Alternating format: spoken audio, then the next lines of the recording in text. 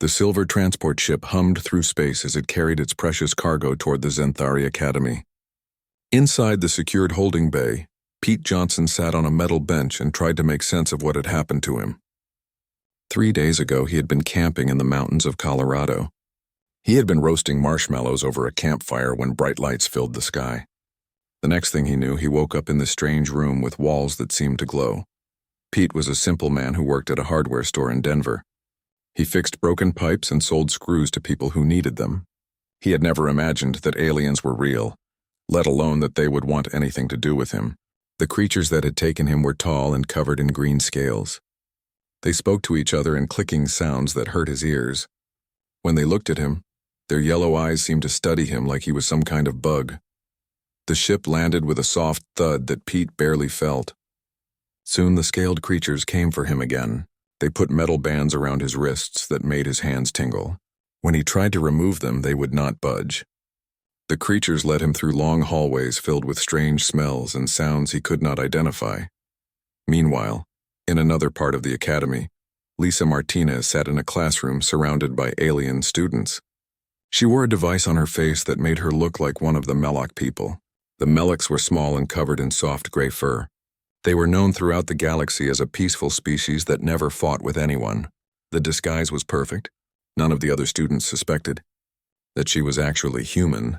Lisa had volunteered for this mission 6 months ago when Earth's government received an invitation to join the Galactic Educational Exchange Program. She was a xenobiology student who spoke 4 Earth languages and had trained for first contact scenarios. Her job was to observe how other species viewed humans and report back to Earth. What she had learned so far made her uncomfortable. The classroom buzzed with excitement as students took their seats. There were Zenthari with their green scales and clicking voices. There were Kitharans who looked like walking crystals and spoke through flashes of colored light. There were several Mellocs like the one Lisa pretended to be. All of them were here to learn about the galaxy's most dangerous species. Commander Vex entered the room with dramatic flair. He was a large Zenthari with bright red markings on his scales that showed his high rank. His yellow eyes gleamed with excitement as he looked at his students. In his clawed hands, he carried a data pad that contained information about today's lesson. "Students," Commander Vex announced, "today we will witness something that few beings in the galaxy have seen and lived to tell about. We will observe the legendary human of Terra in its natural aggressive state." The students made various sounds of excitement. The Zenthari clicked their tongues.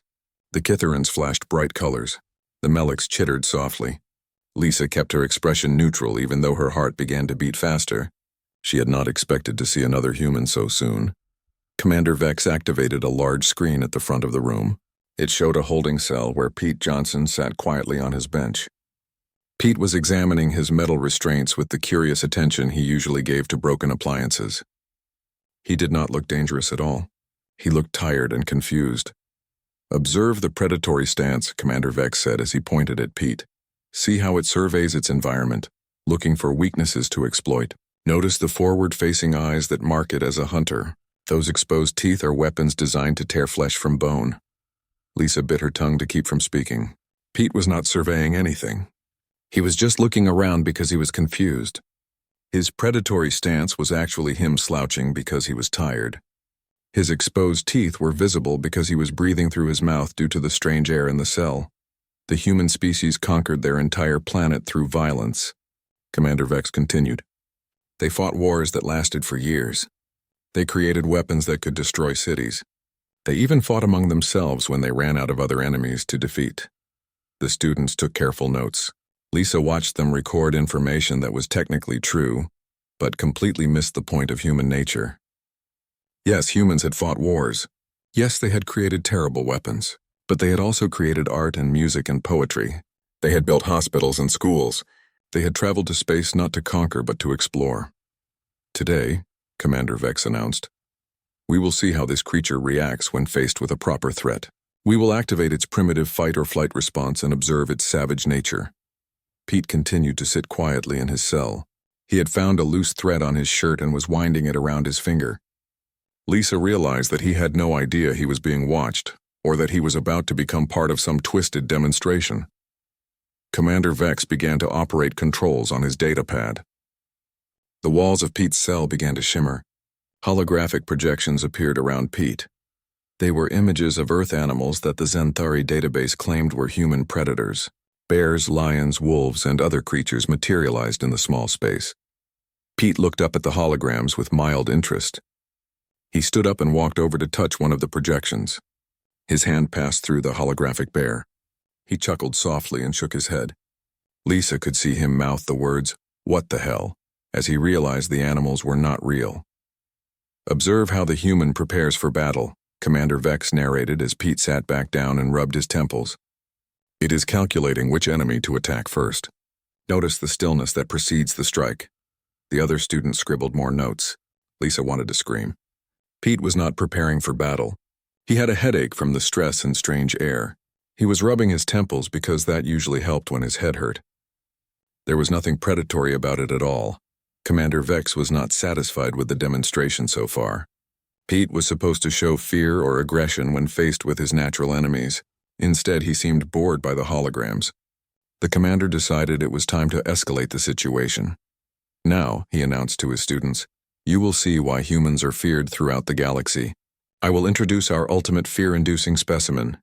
Lisa felt her blood run cold as she realized what was about to happen. She had heard about the Vorthak war beasts during her time at the academy. They were creatures engineered by the Zenthari military to be living weapons. Every species in known space fled in terror when they encountered one. Commander Vex was about to release one of these monsters into a cell with an innocent human who had no idea what he was facing. Commander Vex pressed a series of buttons on his control panel with theatrical precision. The holographic animals around Pete faded away as something much more dangerous prepared to take their place. The other students in the classroom leaned forward in their seats, their various forms of excitement filling the air with clicks, flashes, and chittering sounds. Lisa gripped the edge of her desk so hard that her knuckles turned white beneath her disguise. She had studied the files on Vorthak war beasts during her preparation for this mission. They were 8 feet tall and covered in armor-like scales that could deflect most weapons. Their claws were sharp enough to cut through steel. Their teeth were like black daggers designed to inspire terror in anyone who saw them. The Zenthari had created these creatures during their last major war 3 centuries ago. They were not just physical weapons, but psychological ones.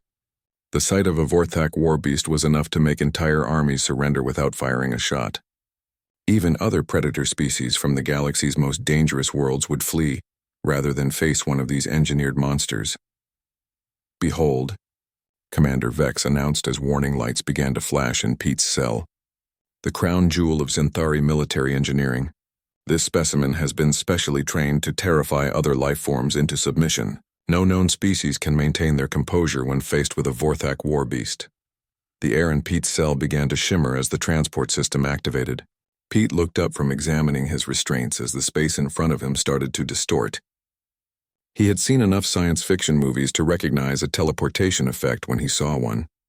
He sighed and shook his head. "Really?" Pete said to the empty air. "First aliens kidnapped me and now there's going to be some kind of monster. This day just keeps getting better and better." The Vorthak materialized in the center of the cell with a sound like thunder. It stood on powerful hind legs with smaller arms that ended in razor-sharp claws. Its head was elongated like a crocodile but larger, with rows of obsidian-black teeth. Bony ridges covered its skull and back, giving it a prehistoric appearance that triggered deep instinctual fear in most species. The creature's eyes were the worst part. They were completely black with no visible pupils, like looking into empty space. Those eyes had been designed to convey the message that nothing existed behind them, except hunger and violence. The beast stood perfectly still for a moment, letting its presence fill the cell with an aura of menace. Pete looked up at the war beast and blinked. He was sitting about 6 feet away from a creature that could kill him in seconds. Any rational person should have been screaming in terror, or trying to find a way to escape. Instead, Pete continued to sit on his bench and study the creature with the same mild interest he had shown the holographic animals. "Well," Pete said conversationally, "you're definitely not from Colorado." In the classroom, the students watched with fascination as their instructor prepared to demonstrate human savagery. Commander Vex had his claws poised over the controls, ready to record every detail of the human's violent response. The Zenthari expected Pete to attack the war beast with primitive fury. The Catharans thought he would try to run. The Melix assumed he would curl up and whimper. Instead, Pete stood up slowly and stretched his back. He had been sitting on the metal bench for several hours and his spine was stiff. The movement was casual and unhurried, as if he were getting up from watching television at home rather than facing a creature designed to be the ultimate nightmare. The war beast tilted its head slightly, confused by this unexpected response. It had been conditioned to expect certain reactions from its victims. Fear was the most common response, followed by rage or desperation. Some creatures would freeze completely when they saw it. Others would throw themselves against the walls of their cells in panic. Pete Johnson was doing none of these things. "Look, buddy," Pete said as he faced the war beast directly. "I don't know what your deal is, but I've had a really rough morning. Can we just skip the whole intimidation thing?" The war beast took a step forward, its claws clicking against the metal floor. It lowered its head to bring those terrible black eyes level with Pete's face. The creature was close enough that Pete could feel its breath, which smelled like ozone and copper. Any normal being would have collapsed from terror at this point. Pete looked directly into those engineered eyes of emptiness and saw something that the war beast's creators had never intended. Behind the programmed menace and artificial hunger, he recognized something familiar. It was the same look he had seen in the eyes of aggressive dogs that had been mistreated by their owners. The war beast was not evil. It was just doing what it had been trained to do. "You're scared too, aren't you?" Pete said softly. "They made you into something you don't want to be." The war beast froze completely. In all its years of training and conditioning, no one had ever spoken to it with compassion. Enemies screamed or begged or threatened. Allies gave it orders or commands. No one had ever acknowledged that it might have feelings about its own existence. Commander Vex frantically checked his instruments as his perfect demonstration began to fall apart. The readings from the war beast's neural implants showed confusion rather than aggression. The creature should have attacked by now, or at least made threatening gestures. Instead, it was standing perfectly still and staring at the human. "This is impossible," Vex muttered as he adjusted his controls. The fear response should be automatic. Every species in the galaxy shows the proper reaction to Vorthak intimidation tactics. But Pete was not intimidating or being intimidated. He was communicating. When the war beast remained motionless, Pete slowly extended his hand palm up in an ancient gesture that had the same meaning on every world where intelligent life had evolved. It was an offer of friendship between equals. The war beast looked down at Pete's outstretched hand. Its creators had programmed it to recognize thousands of aggressive postures and defensive positions. They had not taught it how to respond to genuine kindness. For the first time in its engineered existence, the creature had to make a decision based on its own judgment rather than its conditioning. Lisa watched from the classroom as the impossible happened. The terror of a dozen worlds, the nightmare that had ended wars through fear alone, slowly lowered its massive head toward Pete's extended hand. The gesture was hesitant, almost shy, as if the war beast was unsure whether it was allowed to accept friendship. The other students in the classroom began to whisper among themselves in their various languages. This was not what they had expected to see. The savage human was treating the ultimate predator like a lost puppy that needed comfort. Nothing in their textbooks had prepared them for this possibility. The war beast's head came down slowly until it was just inches from Pete's outstretched hand. The creature's breath was hot against his palm, and Pete could see his own reflection in those black, engineered eyes. For a moment, that seemed to last forever. Human and monster regarded each other across the vast gulf of their different origins. Then, with infinite care, the war beast allowed Pete's hand to touch the bony ridge above its eye. The creature's scales were surprisingly warm, and Pete could feel the steady rhythm of its heartbeat through the thick armor plating. He began to scratch gently behind what might have been the creature's ear, the same way he petted his neighbor's dog back home. The war beast made a sound that was unlike anything in its programmed repertoire of roars and threats. It was almost like purring, a deep rumble that seemed to come from somewhere deep in its chest. The creature's eyes, those terrible windows, into engineered emptiness, began to show something that its creators had tried very hard to eliminate. They began to show personality. In the observation classroom, chaos was beginning to break out. Commander Vex pounded frantically at his control panel, trying to understand why his demonstration was failing so completely. The other instructors, who had gathered to watch the show, stood with their mouths open in disbelief. Several students were taking pictures with their various recording devices, knowing they were witnessing something unprecedented. The neural conditioning is still active, Vex announced to anyone who would listen. All the creature's combat programming is functioning normally. There is no mechanical reason for this behavior. Lisa wanted to stand up and explain what was really happening, but her mission required her to remain undercover. She watched as Pete continued to pet the war beast, speaking to it in the same gentle tone he might use with any frightened animal. The creature was responding not to human aggression or dominance, but to something much more dangerous to those who ruled through fear. It was responding to genuine kindness. Pete had always been good with animals. Back home in Colorado, he was the person neighbors called when their cats got stuck in trees or their dogs escaped from their yards. He had never been afraid of aggressive animals because he understood that most of the time, they were just scared or confused. Even the meanest junkyard dog would calm down if you approached it with patience and respect. "You don't really want to hurt anyone, do you?" Pete said as he continued scratching behind the war beast's armored head. "They just told you that you had to act tough all the time." The war beast settled down onto the floor of the cell, bringing its massive head level with Pete's chest. Its tail, which had been lashing back and forth in programmed aggression, now lay still against the metal floor. The creature looked up at Pete with an expression that could only be described as hopeful. Pete sat down on the floor next to the war beast, completely unconcerned about the fact that he was now within easy reach of claws that could cut him in half. He had made a friend, and Pete took friendship seriously. The war beast rested its chin on Pete's lap like an oversized dog seeking attention. "That's better," Pete said as he stroked the creature's head. "You're actually kind of cute once you stop trying to be scary all the time." The war beast made that purring sound again, louder this time. It was a sound of contentment that no military conditioning had ever taught it to make. For the first time in its entire existence, the creature was experiencing simple happiness instead of programmed rage. Commander Vex was now frantically communicating with his superiors through his wrist device. Military experts were demanding explanations that he could not provide. The war beast was supposed to be the ultimate weapon, incapable of forming emotional attachments or showing mercy to potential enemies. Yet here it was, acting like a pet. "Sir," one of his students asked, "is the human using some kind of telepathic control over the creature?" Vex ran a full spectrum scan of Pete's brain activity. The readings showed nothing unusual for a baseline human. There were no psychic emanations, no telepathic fields, no technological enhancements of any kind. Pete Johnson was exactly what he appeared to be, an ordinary human with no special powers or training. "The human appears to be completely normal," Vex admitted reluctantly.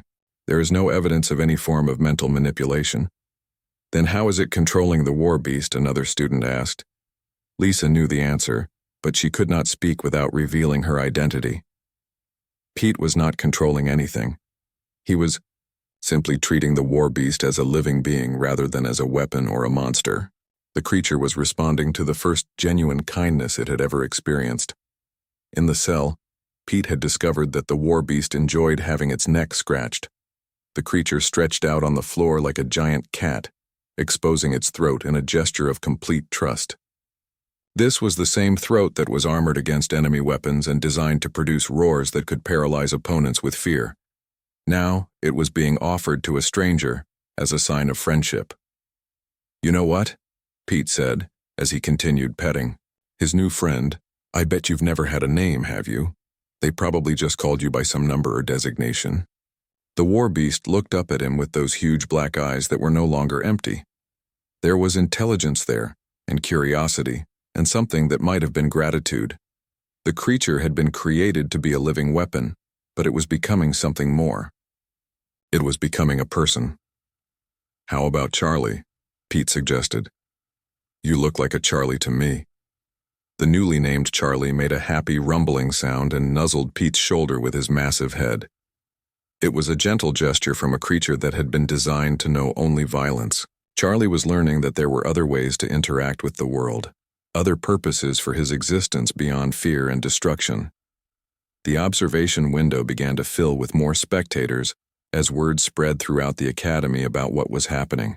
Representatives from a dozen species gathered to witness the impossible sight of a human befriending a Vorthak war beast.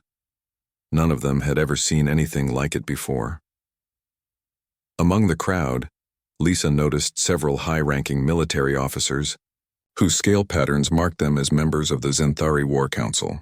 They were the ones who had created the War Beast program in the first place. They watched Pete and Charlie with expressions of growing alarm as they realized that their ultimate weapon had just discovered that it had choices.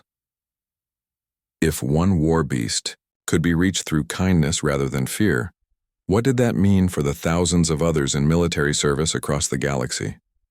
What would happen to the Zenthari's reputation as the dominant military power if their most feared weapons started making friends instead of enemies? Pete, completely unaware of the political implications of his actions, continued to treat Charlie like the intelligent being he had always been beneath his conditioning. The two of them sat together on the floor of the cell, sharing a moment of peaceful companionship that neither of them had expected to find in this strange place. The silence in the observation room was broken only by the sound of various species breathing in their different ways. Students who had come to learn about human savagery were instead witnessing something that challenged everything they thought they knew about both humans and war beasts. Charlie the Vorthak had curled up next to Pete like a giant pet, occasionally making contented rumbling sounds when Pete found a particularly good spot to scratch. Lisa felt her heart pounding as she watched the scene unfold. She had trained for many scenarios during her preparation for this mission, but none of her instructors had prepared her for this. Pete was not just making friends with a dangerous alien creature. He was demonstrating something fundamental about human nature that the rest of the galaxy had completely misunderstood. Commander Vex was no longer trying to control the situation. He stood at his control panel with his claws hanging uselessly at his sides, watching his carefully planned demonstration collapse into something he could not explain. The readings from Charlie's neural implants showed patterns that military scientists had insisted were impossible. The war beast was experiencing emotions that its conditioning was supposed to suppress. "Commander," one of the Zenthari military observers spoke up from the back of the room, "please explain why your ultimate weapon is behaving like a domesticated pet." Vex's scales flushed a deeper shade of green, which Lisa had learned was a sign of embarrassment among his species. "General, the war beast's conditioning remains intact. All its combat programming is fully functional. The human has not used any detectable form of coercion or control. Then why is it not following its programming?" the general demanded. Lisa could not remain silent any longer. She had watched Pete being treated like a monster for too long, and she had seen Charlie reduced to nothing more than a weapon when he was obviously so much more than that. Her mission was supposed to be about observation, but sometimes observation required action. She stood up slowly and began deactivating her biomask. The device that made her appear to be a harmless Melik flickered and shut down, revealing her human features to the shocked classroom. Gasps and clicks of surprise filled the room as the students realized they had been sitting next to the very species they had been studying. "Perhaps I can explain," Lisa said in clear, unaccented Galactic standard. "My name is Lisa Martinez and I am human, just like Pete Johnson in that cell." The general's head whipped around to stare at her. "Impossible. Humans are too dangerous to be allowed in general population. Security protocols require that they be contained at all times." "I have been here for 3 months," Lisa replied calmly. "I have attended classes, eaten in the cafeteria, and lived in the student dormitories. I have never hurt anyone or caused any trouble. Neither would Pete if you had simply asked him to come here instead of kidnapping him." She walked to the front of the room, ignoring the way several students shrank back as she passed. Their textbooks had taught them to fear humans, but Lisa looked like a young woman who belonged in a university library, not a battlefield. The contrast between expectation and reality was clearly visible on their faces. "What you are witnessing," Lisa continued, "is not Pete controlling Charlie through some unknown power. You are seeing what happens when someone treats another living being with respect instead of fear." On the screen, Pete was explaining something to Charlie in English, using hand gestures to supplement his words. Charlie was listening intently, his massive head tilted to one side in a gesture that looked remarkably like curiosity. The war beast was learning that communication could be about more than threats and commands. "The war beast is following its programming," the general insisted. It should recognize the human as a threat and respond accordingly. Lisa shook her head. Charlie is not malfunctioning. He is choosing. For the first time in his existence, someone has treated him as a person rather than as a weapon. He is responding to kindness because that is what intelligent beings do when they are given the choice. She turned to face the general directly. You created Charlie to be afraid of nothing and to make others afraid of him. But you forgot that fear is not the only way that intelligent beings can relate to each other. Pete is showing him that there are alternatives. In the cell, Pete had discovered that Charlie was curious about human technology. He had removed his watch and was showing the war beast how the digital display worked. Charlie examined the device with the intense focus of a scholar studying an ancient artifact. His claws, designed for rending and tearing, handled the delicate timepiece with surprising gentleness. See, Pete was saying.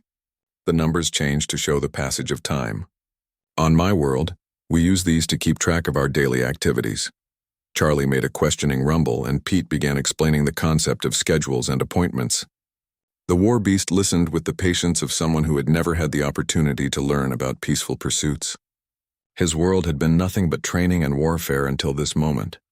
This is extraordinary, whispered one of the Ketharan students. The war beast is displaying curiosity. Military conditioning is supposed to eliminate all non-combat behaviors. Lisa nodded. Charlie is not broken. He is finally being allowed to be himself. War beasts are just as intelligent as any other species in this room. You have simply never given them the chance to show it. The implications of her words sent ripples of unease through the assembled observers. If war beasts were truly intelligent beings rather than living weapons, then the entire Zenthari military strategy would need to be reconsidered. How could they continue to use sentient creatures as tools of war? Even if this is true, the general said slowly, it changes nothing. The war beast serves a vital military function. Personal feelings are irrelevant, are they? Lisa asked. She gestured toward the screen where Pete and Charlie were now engaged in what appeared to be a game. Pete was hiding his hands behind his back and letting Charlie guess which one held his watch. The war beast was playing along with obvious enjoyment. Charlie has just learned that existence can include joy and friendship and curiosity. Do you think he will be as effective a weapon now that he knows there are alternatives to violence? Do you think other war beasts will continue to follow orders once they learn that they have choices? The general's scales had turned a pale yellow, which Lisa recognized as a sign of fear among the Zenthari. He was beginning to understand that this demonstration had revealed something much more dangerous than human savagery. It had revealed the possibility that the Zenthari's greatest weapons might choose to become something other than weapons. In the cell, Pete had taught Charlie how to high-five. The massive creature was carefully tapping his enormous claw against Pete's palm, delighted by this simple form of friendly contact. Both of them were grinning in their own ways, sharing the universal pleasure of making a new friend. The question, Lisa said to the silent room, is what happens next? Will you continue to treat both humans and war beasts as monsters to be feared and controlled? Or will you accept that we are all intelligent beings who deserve the chance to choose our own paths? The answer to that question would determine not just Pete and Charlie's fate, but the future relationship between Earth and the galaxy at large. The observation room had grown crowded as more faculty members and military officials arrived to witness the unprecedented event. Representatives from half a dozen species pressed against the viewing windows, watching as Pete Johnson continued his impromptu lesson in interspecies friendship with Charlie the war beast. Word was spreading throughout the academy, and beyond that, something extraordinary was happening. General Crix of the Zenthari War Council stepped forward, his red command scales glowing with authority. Dr. Martinez, he said, using Lisa's academic title with grudging respect. You claim that war beasts are intelligent beings capable of choice. Can you prove this assertion? Lisa smiled and walked to Commander Vex's abandoned control panel. Actually, Charlie can prove it himself. May I? The general nodded curtly. Lisa activated the cell's communication system so that everyone in the room could hear what Pete and Charlie were saying to each other. The conversation that filled the speakers was unlike anything the observers had expected. So on your world, Charlie was saying in heavily accented but perfectly understandable galactic standard. Beings choose their own occupations based on personal interest rather than genetic design? Pete nodded enthusiastically. That's right. I chose to work with tools and help people fix things because I enjoy solving problems. My neighbor chose to be a teacher because she likes helping children learn. Everyone gets to decide what they want to do with their lives. And no one forces you to fight if you prefer not to? Charlie asked. Well, we have soldiers who protect us from threats, Pete admitted, but they volunteer for that job. No one is created just to be a weapon. Even our soldiers have lives outside of their military duties. They have families and hobbies and dreams that have nothing to do with warfare. The room fell silent as the implications of this conversation sank in. Charlie was not just intelligent. He was articulate and curious and capable of complex philosophical thinking. His questions revealed a depth of understanding that military conditioning had been designed to suppress but had never actually eliminated. I have always wondered, Charlie continued, what it would be like to choose my own purpose. But I was told that such thoughts were forbidden, that war beasts exist only to serve. Everyone deserves the right to choose their own path, Pete said firmly. That's what makes life worth living. General Crix looked around the room at his fellow military officers. Their expressions ranged from shock to horror to something that might have been shame. For generations, they had used war beasts as living weapons without ever considering that these creatures might have opinions about their roles. This changes everything, whispered Colonel Thex, another high-ranking Zenthari officer.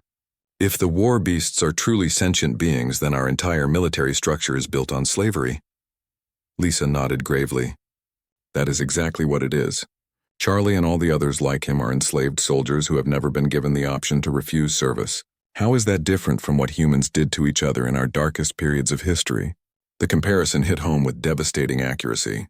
Every species in the galaxy had studied human history as an example of primitive barbarity.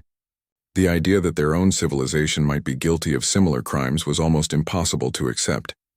In the cell, Pete had moved on to explaining the concept of art to Charlie. He was using his finger to draw simple pictures in the condensation on the metal walls, showing the war beast how humans used creativity to express emotions and ideas. Charlie watched with fascination, occasionally asking Pete to repeat a design so he could study it more carefully. Art serves no military purpose, Charlie observed, yet it seems to bring you joy. Why do humans create things that have no practical function? Because beauty and creativity are valuable in themselves, Pete explained. They make life richer and more meaningful. Everyone should have the chance to create something beautiful, even if it serves no other purpose than making them happy.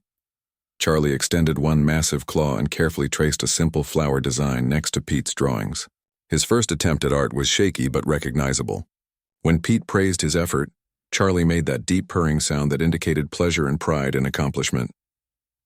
He learns quickly, observed Dr. Yenth, a Kitharan psychologist who specialized in intelligence assessment. His cognitive abilities appear to be well within the normal range for sapient species. There is no evidence of the mental limitations that military documentation claims are inherent in war beast genetics. General Crix activated his communication device and spoke rapidly in military code to his superiors. Lisa could not understand the specific words, but the tone suggested that major policy decisions were being made in real time. The discovery that war beasts were fully sentient individuals rather than sophisticated biological machines would require a complete re-evaluation of Zenthari military ethics. Dr. Martinez, the general said when he finished his communication, Earth's Representative Council will need to be informed of these developments. This incident will undoubtedly affect diplomatic relations between our species. I hope it will, Lisa replied. Humans value freedom and individual choice above almost everything else. We cannot support a military alliance with any species that enslaves sentient beings, regardless of how they were originally created. The threat was politely stated but unmistakable. Earth had resources and technologies that the Zenthari wanted access to. If the price of that access was treating war beasts as equals rather than property, it was a price the Zenthari would have to consider paying. In the cell, Pete had begun teaching Charlie a simple card game using a deck he had in his pocket when he was abducted. The war beast's massive claws were surprisingly dexterous as he learned to hold and arrange the cards. He was laughing, actually laughing, at Pete's jokes and showing genuine enjoyment of the friendly competition.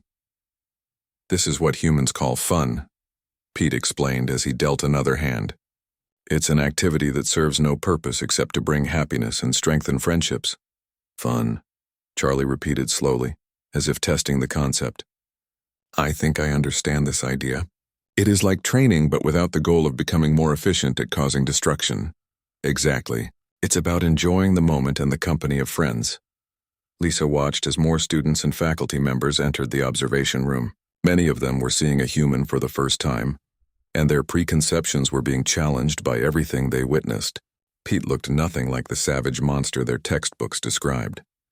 He was patient, kind, and genuinely caring toward a creature that most species would flee from in terror. "Commander Vex," Lisa said, turning to the instructor who had started this entire demonstration, "I think your students have learned something more valuable than you intended to teach them today." Vex nodded slowly, his earlier confidence completely gone. "Indeed, the curriculum will need to be extensively revised in light of these revelations." "Not just the curriculum," General Crix added grimly. "Our entire understanding of both humans and war beasts will need to be reconsidered. This incident has implications that extend far beyond a single classroom demonstration." In the cell, Pete looked up at the observation windows for the first time and waved cheerfully at the assembled crowd. "Hey there," he called out. "I don't suppose any of you folks know where I can get a decent cup of coffee around here. Making new friends always makes me thirsty." Charlie looked up at the windows as well and waved one massive claw in imitation of Pete's gesture. "Hello," he said in his rumbling voice. "Pete has taught me about friendship. It is much more interesting than warfare." The simple statement sent shockwaves through the assembled observers. In one sentence, Charlie had summarized the choice that now faced not just the Zenthari, but the entire galactic community. They could continue using fear and force to maintain order, or they could explore the possibility that friendship and cooperation might be more powerful tools than anyone had previously imagined.